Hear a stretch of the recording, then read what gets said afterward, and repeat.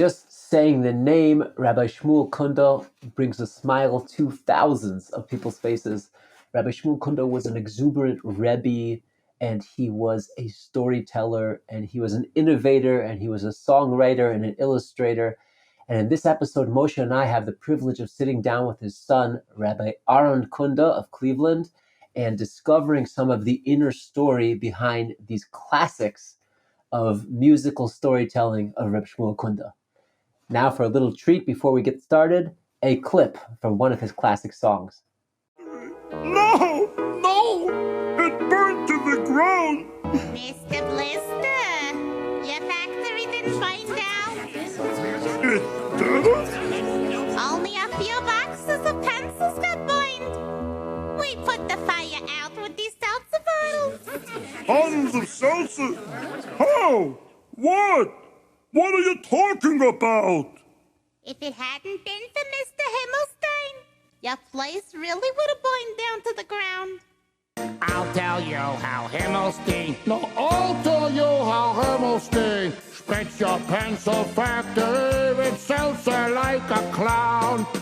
Everybody took a squirt. I soaked up my undershirt. Hammerstein gave seltzer out to everyone in town. People spritzing everywhere. I got seltzer in my ear. That's the way he saved your pencil case from burning down.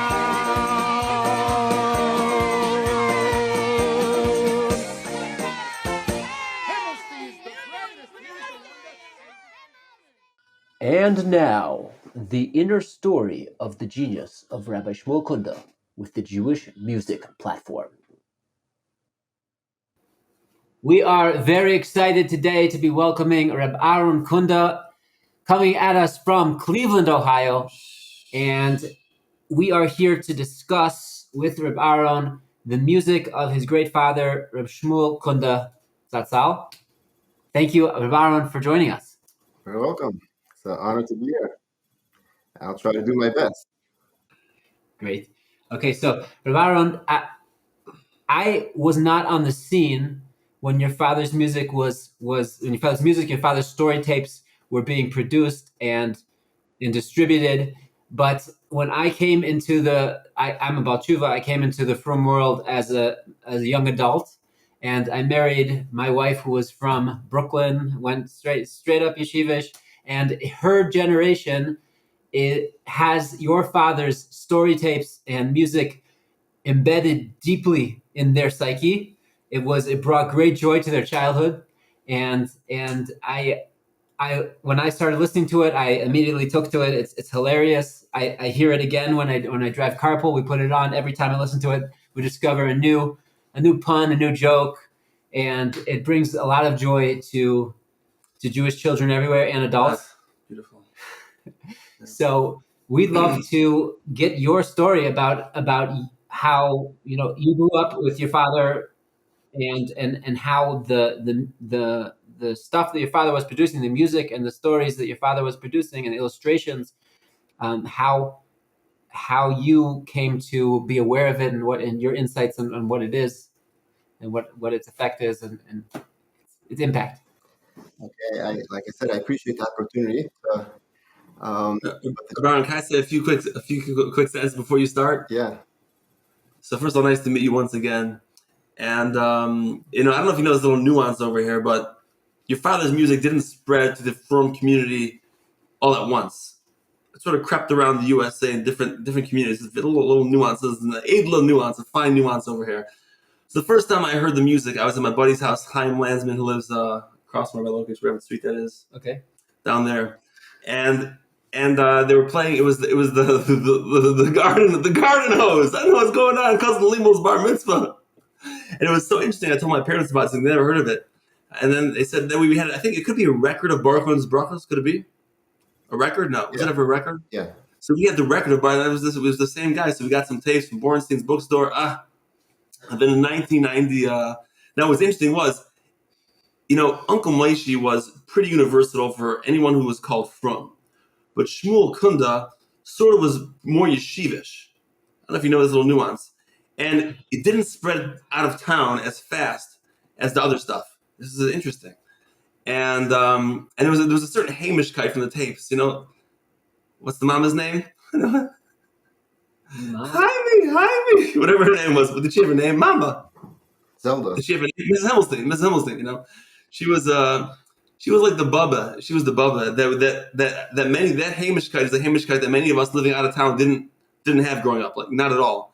And only when I was 18 that I went to visit my buddy Uri Saflis in New York. His mother was Mrs. Himmelstein. Azah Hamish lady, such a Jewish lady. She was like that, you know, with the gefilte fish, everything. The nurturing mother. And then finally in 1994, I got to meet your father. This is going back a few years at the Friar Tuck Hotel.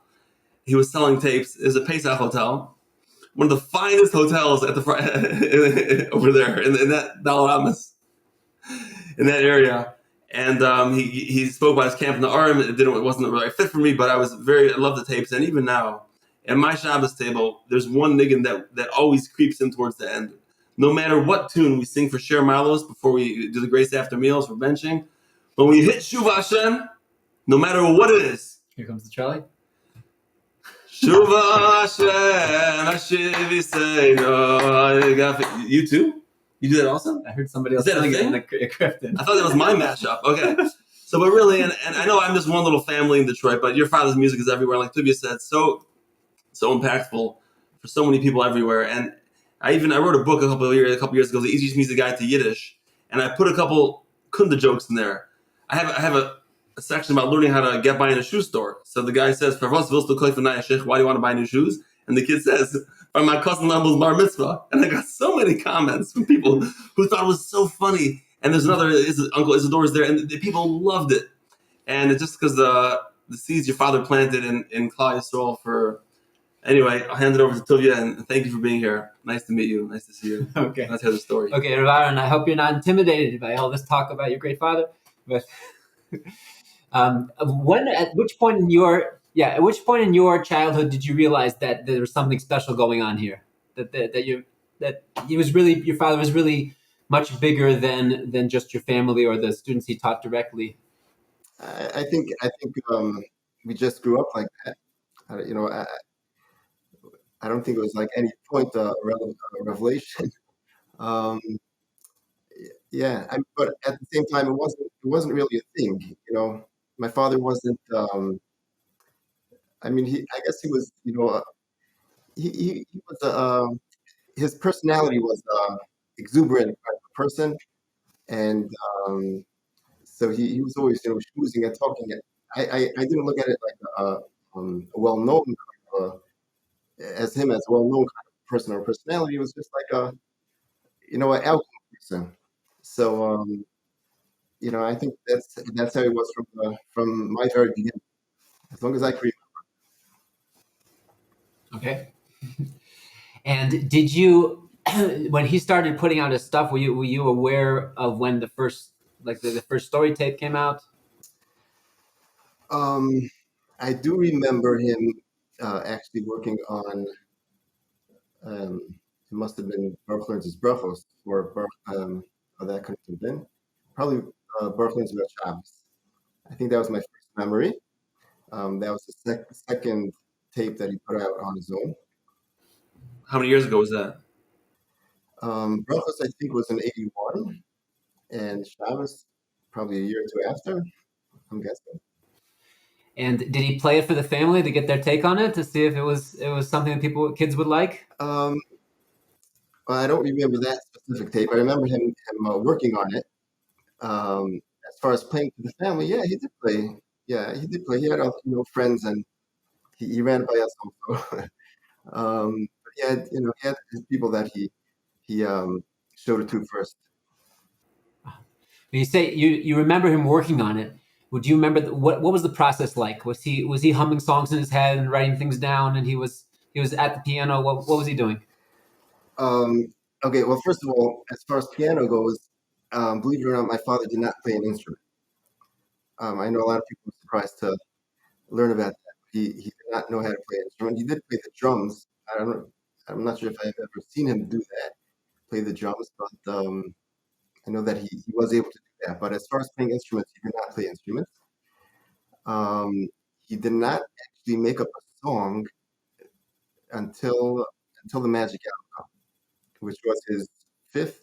I believe it was his fifth tape, fifth CD. Yeah, the other songs he got, from here and there.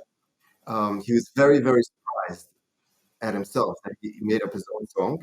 He was older already. He was not. He must have been around 40.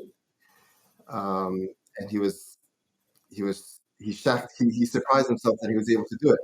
Which song was that, Yeah. by the way? The whole tape, the whole CD, The whole tape, all the songs on the tape. He just started writing songs, just started humming them and Yeah, just recording them. humming. Yeah, he used to walk around with like a little recorder before phones and all that technology. He bought himself a little recorder, and he would record himself, in the street here or there. Do you have any of those tapes still? Those raw recordings? I do, yeah. Yeah. The recorder doesn't work so well. So the process was the tune would come to him, he would hum it into his recorder, and he'd put the words to it afterwards, or they were coming together at the same time. Yeah, I'm not sure exactly, as far as the words coming first or the tune coming first. But he always had a tune on his lips. He was always walking around humming something, you know. So, but he did like I said, he walked around with a recorder, but he would eventually sit down and work through the song, work through the stanzas and make sure it fit, and the beginning to end. I guess walking with the recorder was just in case ideas would come into his head, then he would have it and would be able to record. Okay. Now, if he didn't play an instrument, so how was the recording process done? So he would just record on the recorder, and he would just, I guess he would give it to the people who produced the music, and they would turn it into music. So I'm saying when he heard his music for the first time, his song, he was amazed. He was amazed that such a thing was possible. To seeing something and then it become into music. He thought it was beyond him. Did he have a favorite song that he wrote? Did he have a favorite song? I'm not sure. You do have a personal favorite? Is there a personal favorite album or a personal favorite song? Me? I mean, I have different parts of different CDs that I specifically enjoy. I know the Talking Coins, the songs on that, for some reason I enjoy very much. Maybe it was like, sometimes you hear a song and at that time in your life it sort of resonates or whatever, and it like sticks with you. So I think the songs on that CD, I mean, I to be honest, I like all the songs. Mm-hmm. Me too. Mm-hmm. Me too. I love it. Okay.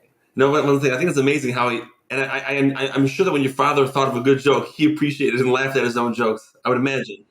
It's amazing how he made it, as you say, shavel l'chol nefesh. Something everyone can enjoy. It's something everyone can enjoy. Something for everyone. That if you're a 5-year-old, you're gonna love it, and when you turn 8, you're gonna get this joke, and then when you're 13, you're gonna appreciate this over there, and then when this is only the parents get, Tel Aviv. Why do you have to Tel Aviv? Why does he have to know everything? So little kids, Hamish kids never heard of Tel Aviv, So only the adults know that joke, the Tel Aviv joke. And it's just amazing how every age, and I hear it, like Reb Tuvi said, you chop a little nuance, you appreciate another nuance. So much depth. Okay. So you said your father would come up with the tune, he'd give it to his team.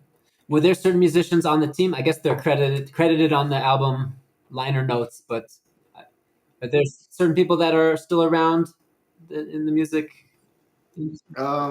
Yeah, he worked with C.M. Schwartz a lot, quite a bit. Gideon Levine, I believe. Steve Bill. Who else? I think Mr. Lamb, the early ones. Nachman Klein. Okay. Mm-hmm. Now, what I hear, when I came to this music, I was very impressed, because even though you can tell it's synthesized, they're not using live instruments, but it sounds as good as a regular mainstream Broadway production in terms of the drama of the music, and obviously the song structure is your father's, but the orchestration, the instrumentation is the team that he gave it to. So you have. I'm just curious. Was your father what? How did your father come into contact with the? He must have come into contact somehow with this like mainstream American song, this musical theater type of song. Wizard of Oz. I don't know where it comes from, but that it's so obvious in the structure of the music that he has that influence. So, do you know how that came about? I'm not sure if I understand the question. Maybe rephrase it. What I'm saying is the songs that your father composed could be Broadway songs in terms of the build up, the structure of the song, the different parts that work together, the themes that get replayed, like the motif they say in music. Like you have bum bum bum bum bum bum bum bum bum bum bum bum bum bum. So you have that, the first part, bum bum bum bum, and then bum bum bum bum, and then a little lower, bum bum bum bum bum bum bum bum. Like he knew. It sounds like he knew how to put pieces of music together in a way that the influence seems to come from the American songbook and the. That's possible. That's possible. I don't know. Um, I mean, he was an American kid. Um, he was not born in America, but he grew up in America. So, could be that had to do with it. Um, but I think his songs were his personality. That's really, the tapes and the songs and everything. It's not like it was sort of a residue of his personality. A little bit of overflow of who he was. So, that's all. It was all coming from somewhere within him. Um, How scripted was it when he was in the studio? Was he improvising, or did he have an outline, or was it word for word? But then sometimes he would stretch it, and just something would come to him. Besides the brachos ones, the brachos tape rhymes, right? Besides the rhyming ones, I'm sure that he could have done it on the spot. so I was surprised myself that the script was so. He went according to the script, and everything was outlined. Everything was put there beforehand. Although my father, by nature, was very, not he was. I'm not sure how to put it, but he wasn't, you know, a rule book kind of person, I guess you could say. But he, when it came to the CDs, he did follow the script that he wrote. Where was your father born? You said he wasn't born in America. He was born in Shanghai, actually, In where? and in Shanghai, China. And Oh, in Shanghai. as my grandparents were escaping during the war, they got married and he was born there. Your father, you said that the music and the albums, the stories were an outcome of his personality. He had such a joyous personality. Is that came from his parents? Do you think? So I didn't know his father. My grandfather, I did not know. He was nifter. He passed away shortly after I was born. My grandmother was very, she had that. Her personality was not so, you know, like my father's personality, but as far as the joy and the simcha, definitely I saw that very much. Um, yeah, but I mean, to the extent of my father, I'm not sure where it comes from. Did your father ever write serious music? There are a few songs that are more serious, yeah, sprinkled throughout the tapes. I think there are. But if he wrote music, all the music that he wrote is already recorded and available. You're saying? By now, I believe so. I think so by now. Yeah. When you say by now, that's because there was some stuff that he had that wasn't recorded that the family put out afterwards Yeah. after he was nifter. Right. And what was produced after he passed away? Um, he had a script that he was in sort of in the middle of Zany. So he actually already had people at that towards the end of his life. He already had people working on it, and it sort of it took a while for it to get going, but eventually it got out, and there were a few other Baruch titles that were. Das wunderliche Jammeke. Oh, right, Yiddish one, right? What, they did a Yiddish version Yes, of? I know because I was consulted with for a couple words in the tape. Oh. So for The those, Grace of Covenant, yeah. for those who don't understand, I'm just hearing about this now the first time. This means there was a Yiddish version of the Magic Yarmulke that was put out. There is. Yeah. Okay. Is that the only Yiddish recording out there? Yiddish one, yeah. Yeah, my father made it in Hebrew, but Baruch Hu Brachos. But as far as Yiddish, so my father spoke Yiddish fluently. He actually grew up speaking Yiddish, but he didn't make the tapes in Yiddish. So after he passed away, it was made in Yiddish. I read a story. I think I read an interview from your father that he decided he had to start focusing on English because of a certain thing that happened. He was teaching in school. He was the rebbi for kids, and he was teaching the asuli mikdash v'shechanti b'soicham.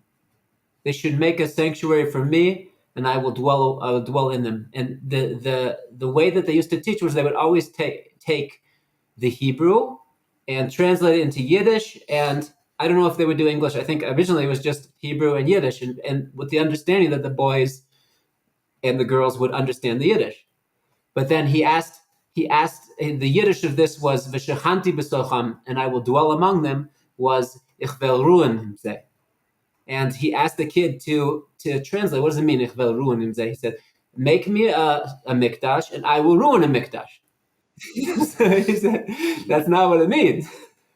So he said at that point he realized that these kids really need English. Like the kids are changing. They don't understand the Yiddish. Even if the parents speak the Yiddish in the house, the kids are understanding English much better. And so at that point in time, you realized you really need to focus on English. I don't know if that's the only.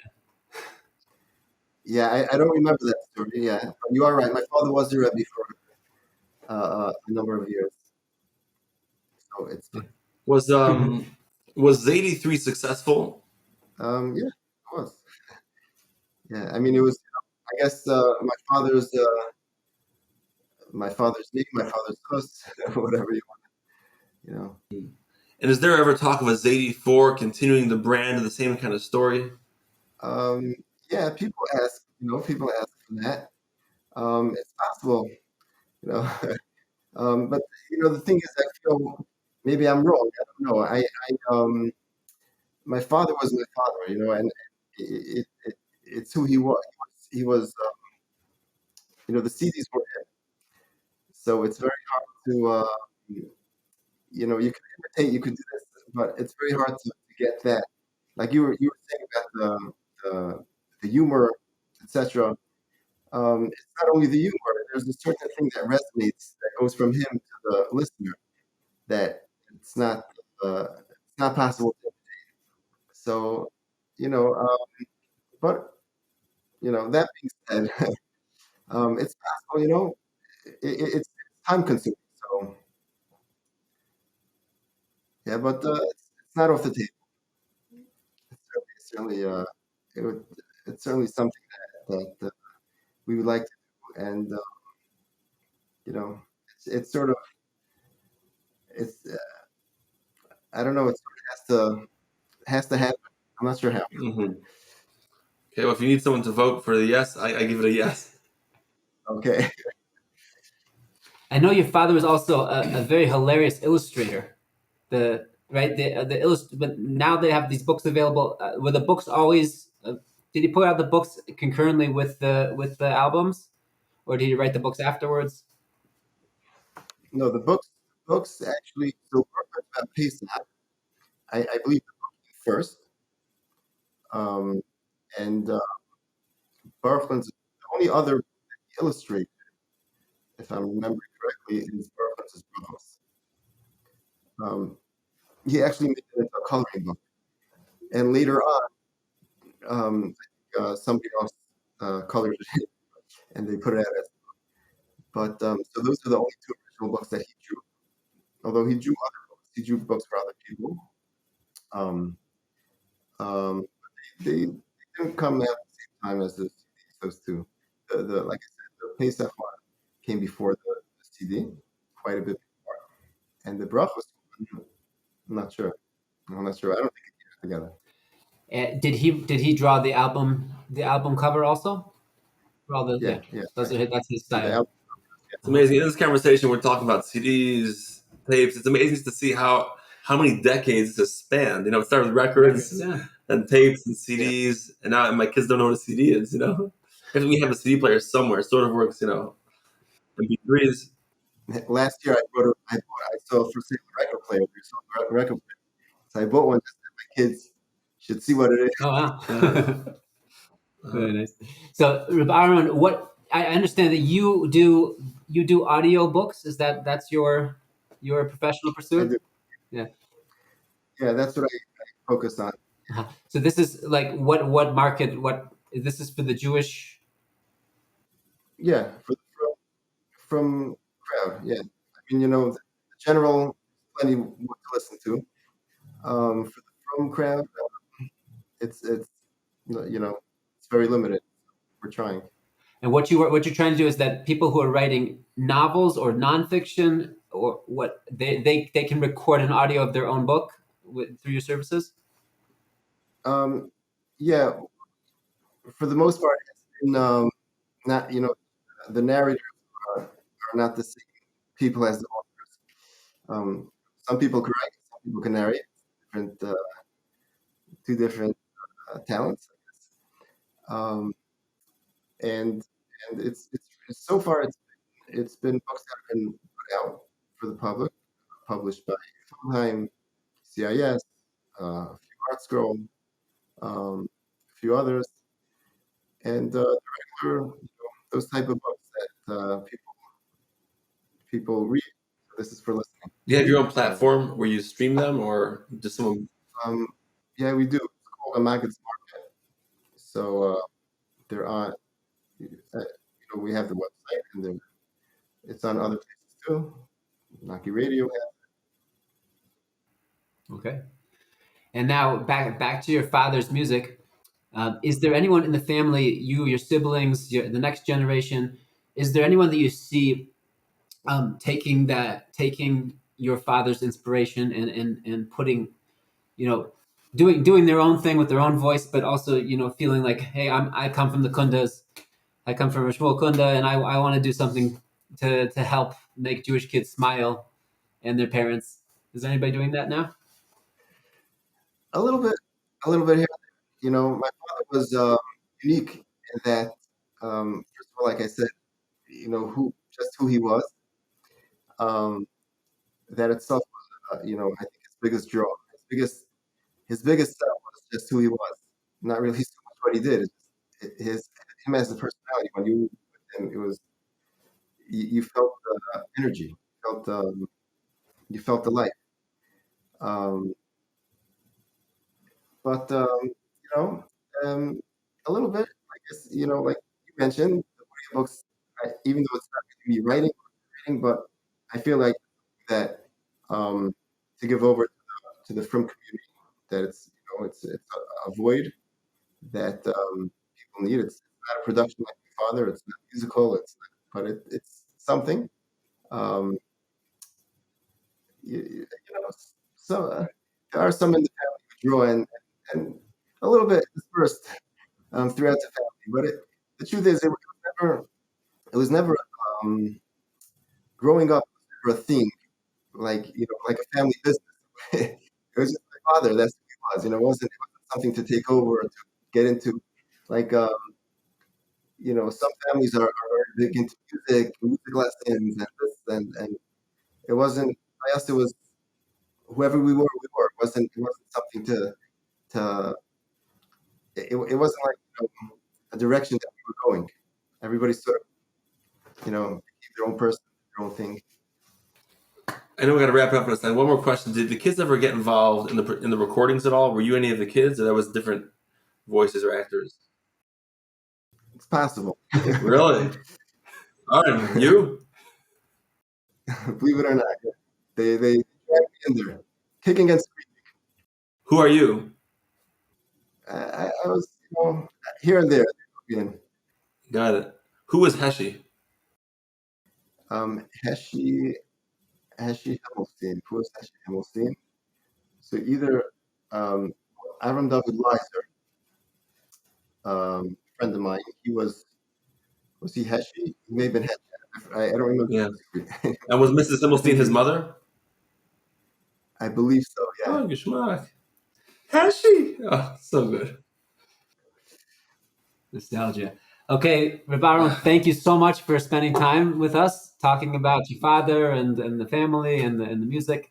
And you should have tremendous hatzlacha, success with what you're doing and helping another channel for spreading the Torah and the stories that the Jewish people are creating nowadays. Oh, we wanted to leave you one more question. I know Moshe wanted to ask this question. Are there any people always have you heard our stories about how we came to your father's music? I'm sure you've heard some other people tell you, your father's music was great and I always listen to it in every car trip. And is there any story that stands out about your father's music that other people tell you? Any story that stands out?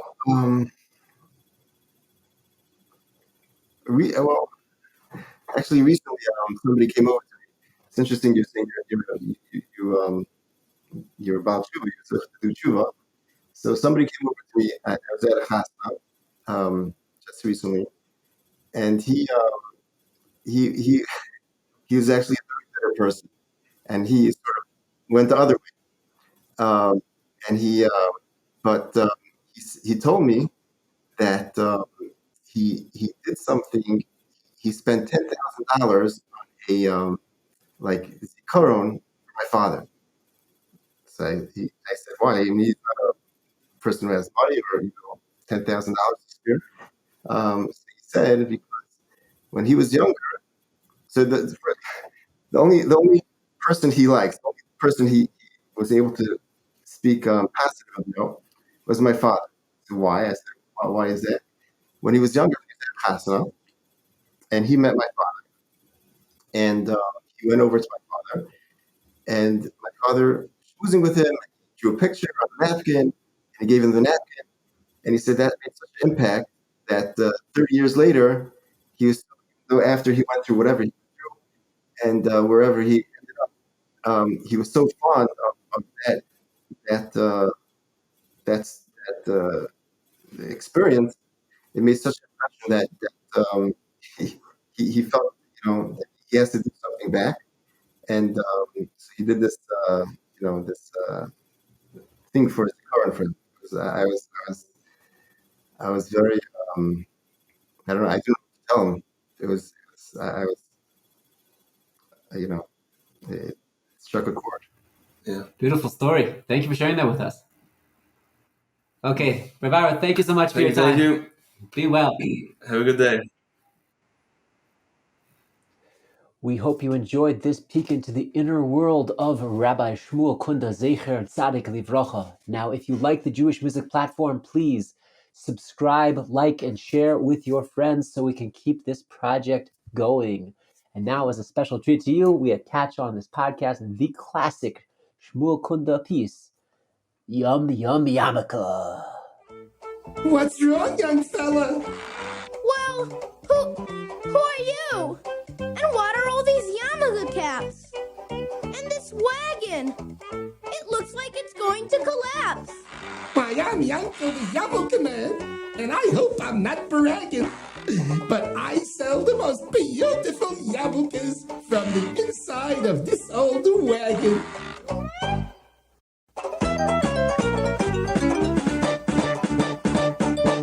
I've got a yarmulke.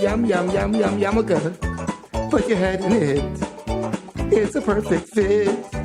Always wear that yarmulke. Please don't use it as a catcher's mitt. Whether your head is round and shiny or your hair is like steel wool, I've got one that fits you like a glove. Oh, if you wear it every place you go, at home or play or school, it shows that you believe Hashem's above. Colorful. Yum, yum, yum, yum, yum, yum, yum, yum, yumaka. Purple, red, or green, or tangerine. So wear that yum, yum, yum, yum, yum, yum, yum, yum, yumaka. Wear it on your bean, so it can be seen.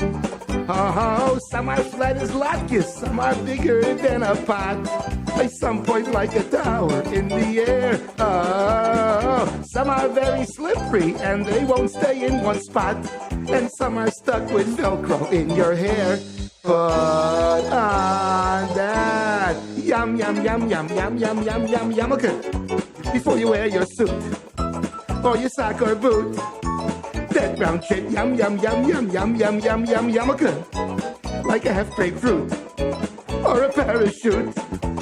Whether your head is round and shiny or your hair is like steel wool, I got one that fits you like a glove.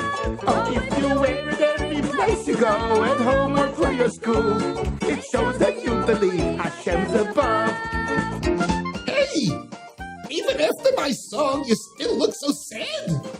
Are things really that bad? Yes, and they just keep getting worse. I'm the dumbest kid in the universe. I've always been way down at the bottom.